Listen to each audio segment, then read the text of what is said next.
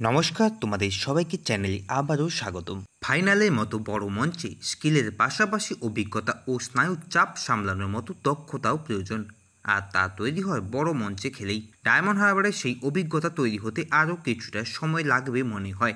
Defending champion north east United দীর্ঘ অপেক্ষার পর গত মৌসুমে প্রথমবার ট্রফির স্বাদ পেয়েছিল তারা। এবার শুরু থেকে ভালোই খেলেছিল তারা, যদিও ফাইনালের পথে মোহনবাগান কিংবা ইস্টবেঙ্গলের মতো শক্তিশালী দলের বিরুদ্ধে পড়তে হয়নি তাদের। সেই অর্থে বলতে গেলে ডায়মন্ড হারবার তাদের কাছে সহজ প্রতিপক্ষ, আর নর্থ ইস্ট ইউনাইটেডের 6-1 ব্যবধানে জয় যেন সেটাই বলে। ম্যাচের প্রথমার্ধেই 2-0 এগিয়ে যায় নর্থ ইস্ট ইউনাইটেড। এখান থেকে ঘুরে দাঁড়ানো কঠিন ছিল কিবু ভিকুনা ডায়মন্ড হারবারের কাছে। একদিকে গোল খাওয়া আটকাতে হবে, অন্যদিকে গোল শোধও করতে হবে, কিন্তু রাস্তা ছিল কঠিন। দ্বিতীয়ার্ধে আরও এক গোল করে চাপ বাড়ায় নর্থ ইস্ট। লুকা মাচেনের সৌজন্যে এক গোল শোধ করে ডায়মন্ড হারবার এফসি। তাতে অবশ্য হারের ব্যবধান কমানো যায়নি।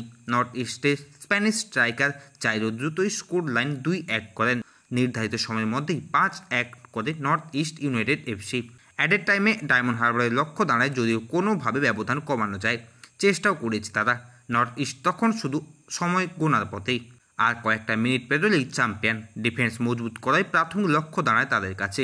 মাত্র 4 মিনিট অ্যাডেড টাইমে বিরাট কোনো অঘটন না হলেও খেতাব হাতড়া হওয়ার কারণ ছিল না তাদের কাছে।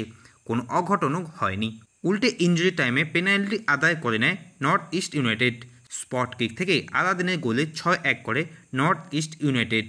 তো বন্ধুরা, তোমরা আজকে ডুরান্ড কাপের ফাইনাল ম্যাচ কেমন উপভোগ করলে অবশ্যই কমেন্ট বক্সে জানাতে ভুলো না।